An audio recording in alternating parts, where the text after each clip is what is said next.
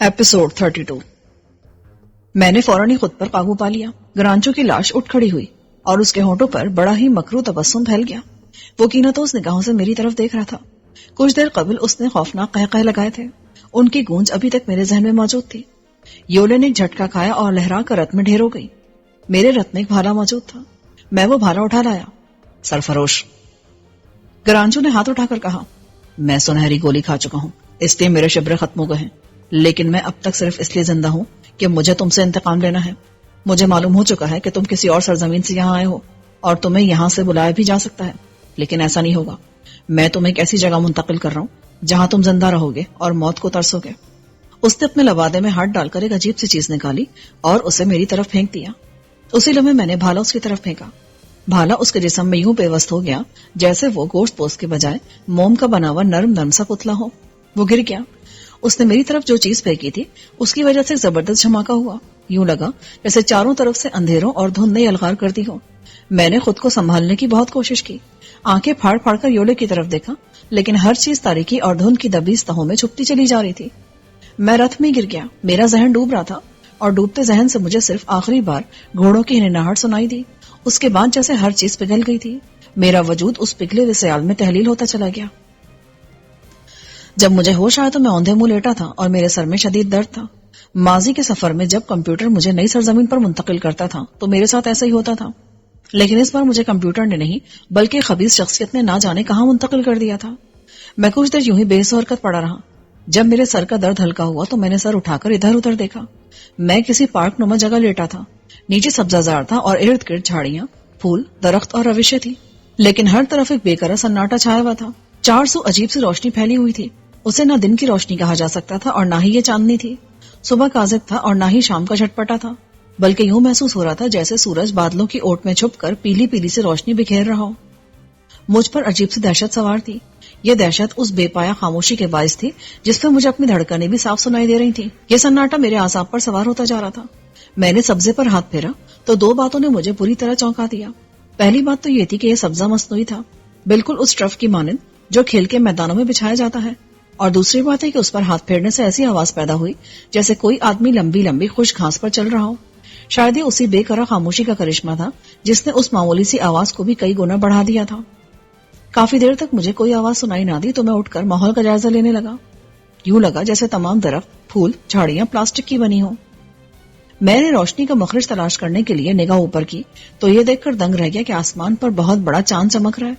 यूं लगता था जैसे यह सरजमीन चांद के बिल्कुल करीब वाक़ हो, या चांद उस सरजमीन के इतना करीब आ गया हो कि अगर मैं उस पर होता तो उस दुनिया की हर चीज बासानी देख लेता। फिर अजीब बात यह भी थी कि उस चांद से किरणें नहीं बल्कि रोशनी के मोटे मोटे धारे फूट रहे थे, जैसे वहां से उस सरजमीन पर स्पॉट लाइट डाली जा रही हो।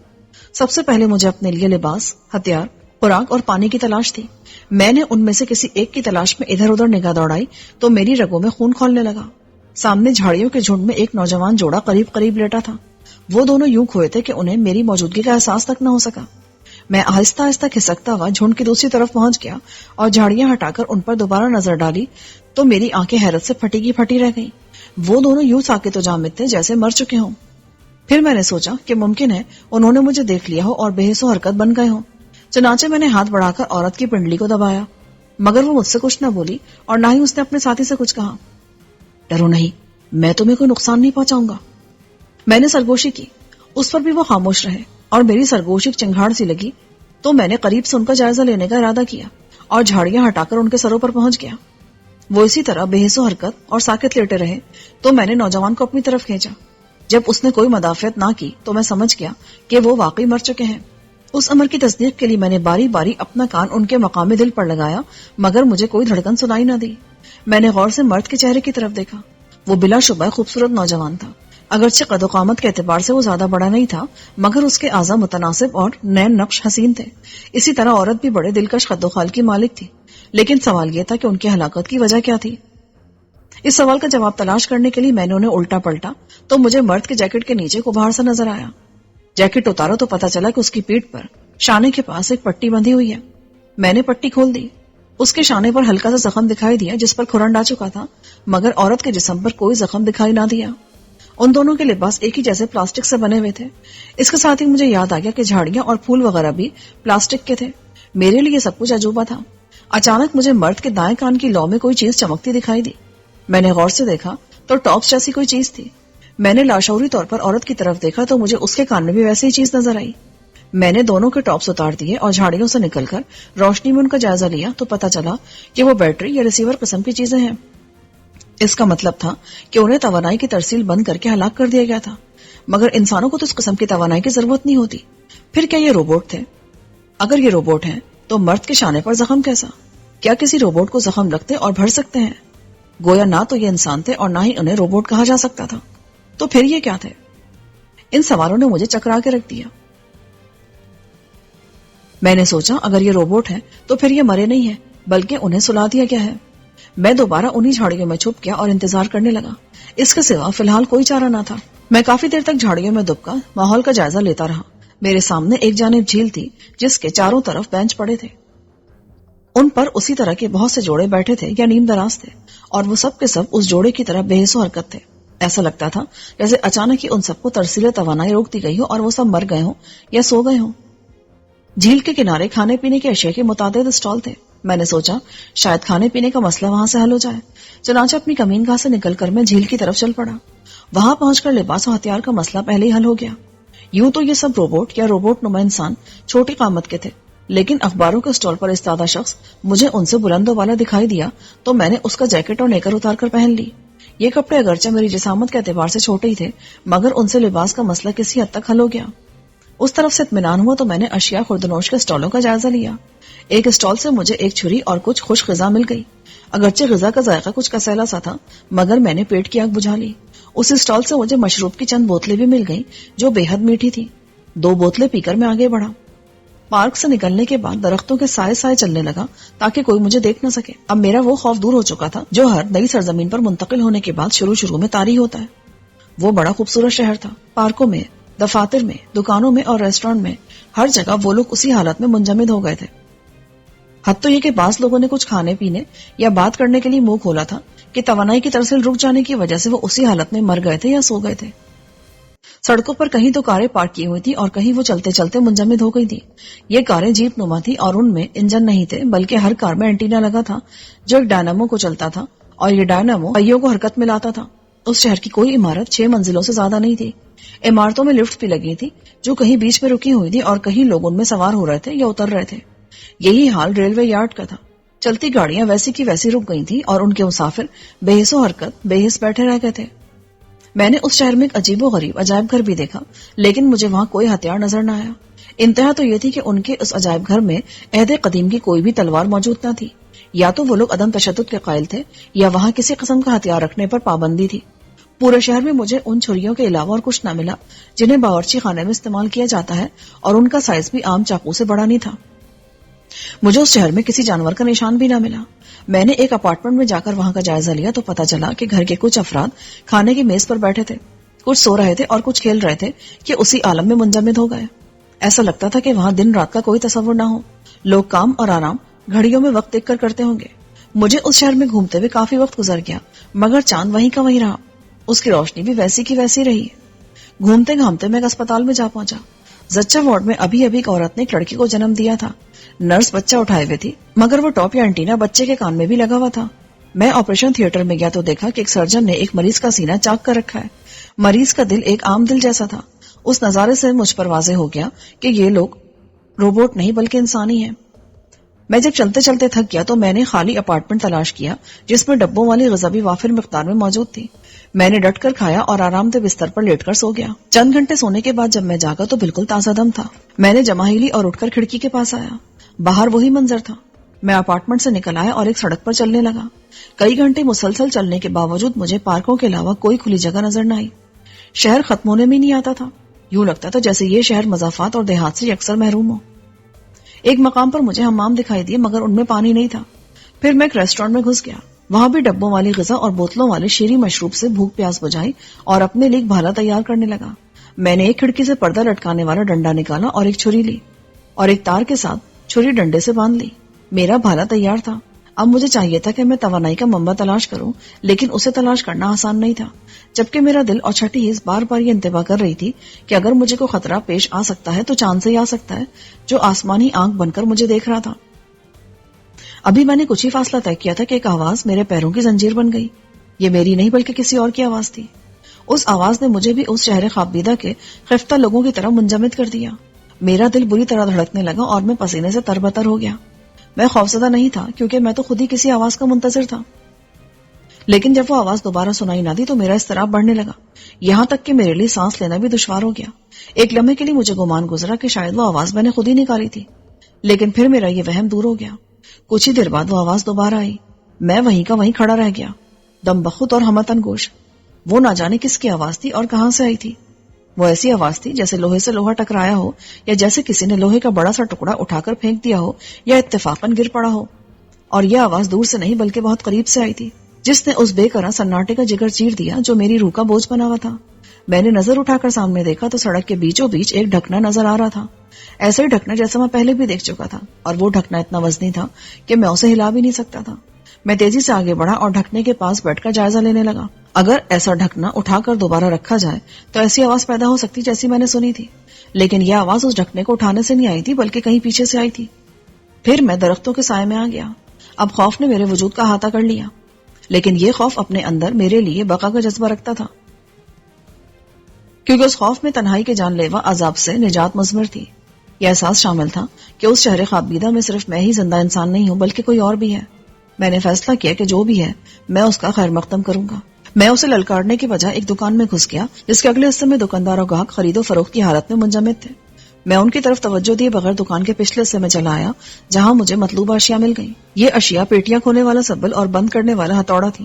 نوکدار سبل دیکھ کر میں نے اپنے بھالے سے چھری اتاری اور اسے اپنی پیٹی میں ڈس لیا کہ یہ بھالا ہتھوڑے اور سبل سے زیادہ مفید ہتھیار ثابت نہیں ہو سکتا تھا۔ پھر یہ دونوں چیزیں لے کر میں دوبارہ اس ڈھکنے کے پاس آ گیا اور سبل کی مدد سے ڈھکنا کھولنے اور اسے ہٹانے کی کوشش کرنے لگا۔ ڈھکنا بے حد وزنی تھا، وہ سبل سے اٹھ تو جاتا مگر بار بار پھسل کر میری محنت ضائع کر دیتا۔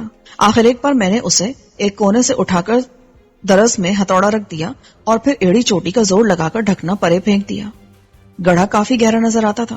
میں نے سبل اندر پھینک کر اس کی گہرائی کا اندازہ کرنا چاہا مگر اس کے گرنے سے دھپ کی جو آواز پیدا ہوئی میں اس سے گہرائی کا اندازہ نہ کر سکا۔ اب میں نے ہتھوڑا کنارے سے اٹکا دیا اور لٹک کر نیچے کود گیا۔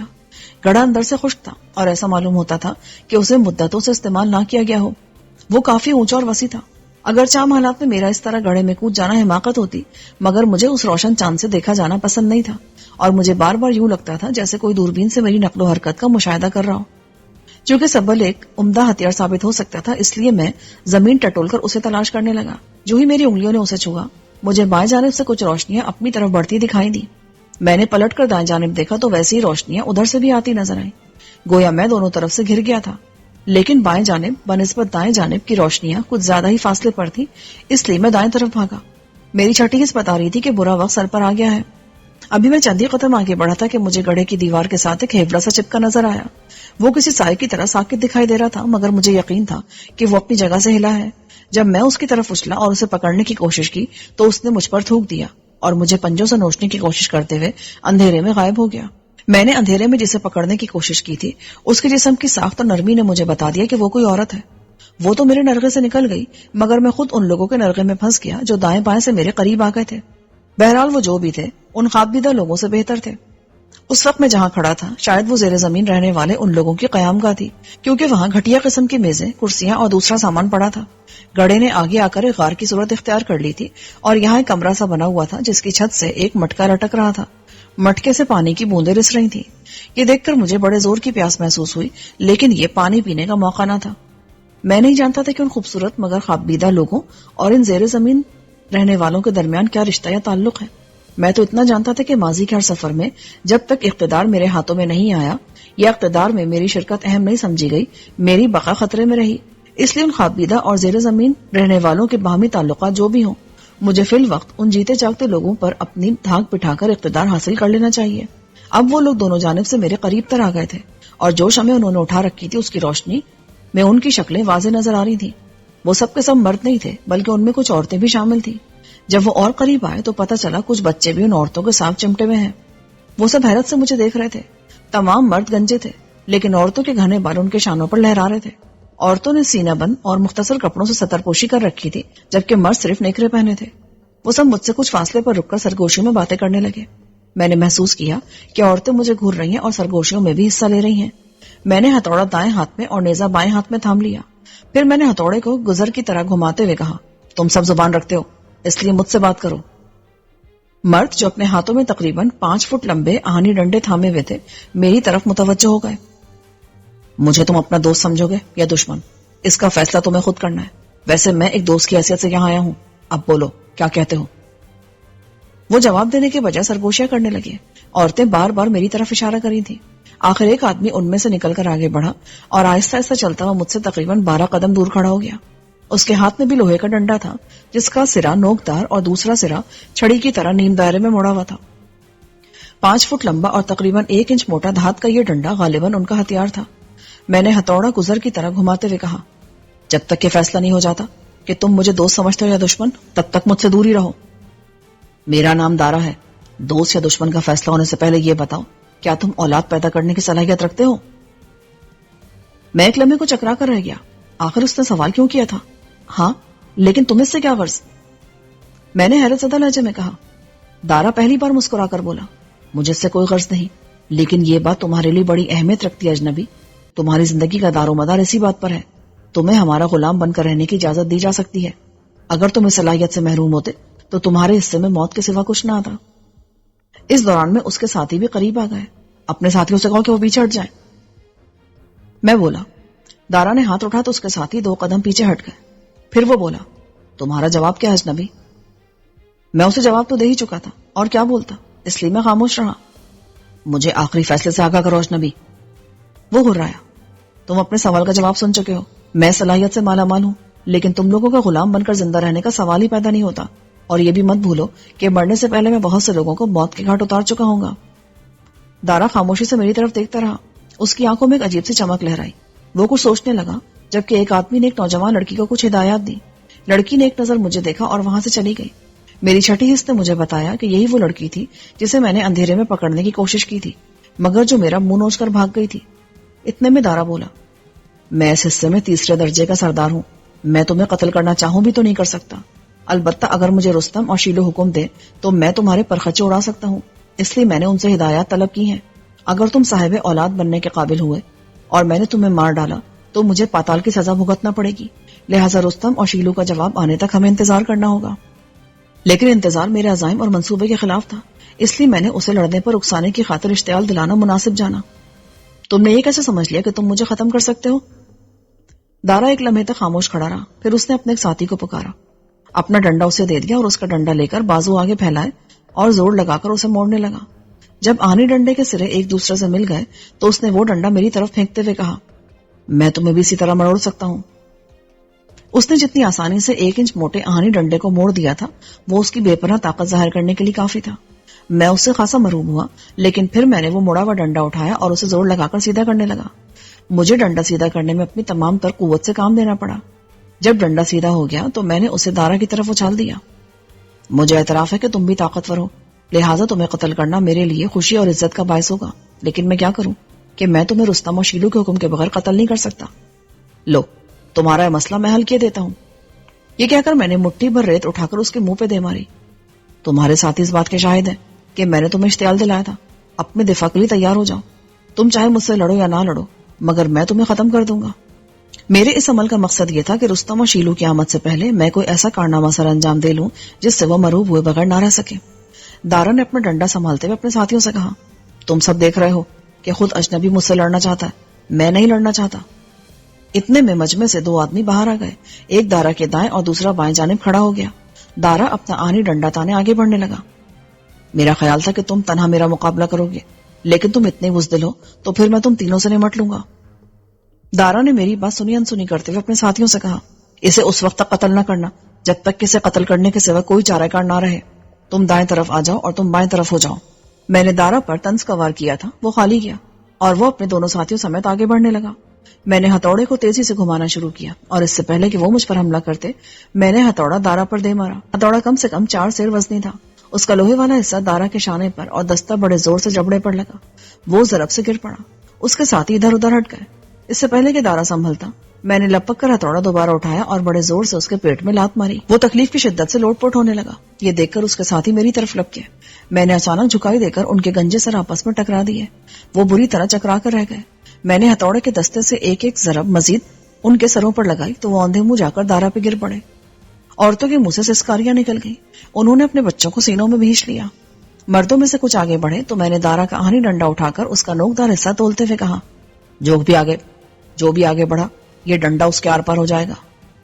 ان کے قدم رک گئے۔ میں پھر دھاڑا، پیچھے ہٹ جاؤ۔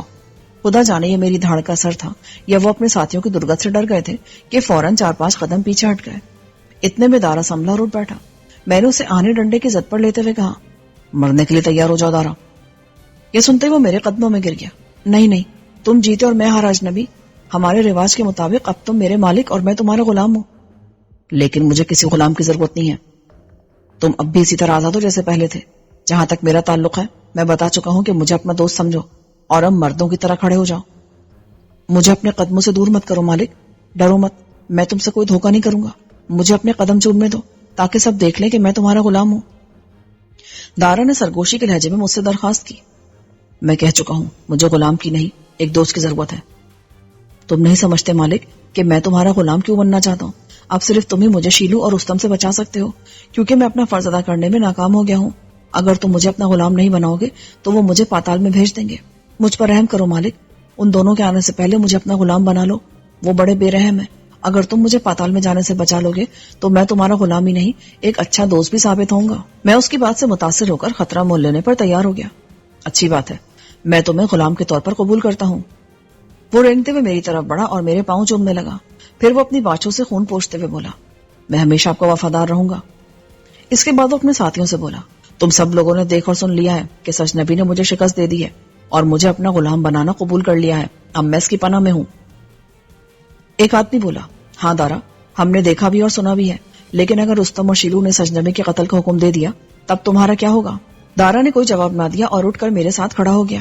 میں نے اسے ڈنڈے کی نوک سے دور ہٹاتے ہوئے کہا، ابھی کچھ وقت مجھ سے دور ہی رہو میرے نئے دوست، اور مجھے بتاؤ کہ رستم اور شیلو کون ہے؟ جلدی بولو تاکہ ان کے آنے سے پہلے مجھے ان کے بارے میں کچھ معلومات حاصل ہو جائیں۔ دارا نے زخمی نگاہوں سے میری طرف دیکھا۔ آپ کو مجھ سے خوفزدہ ہونے کی ضرورت نہیں ہے۔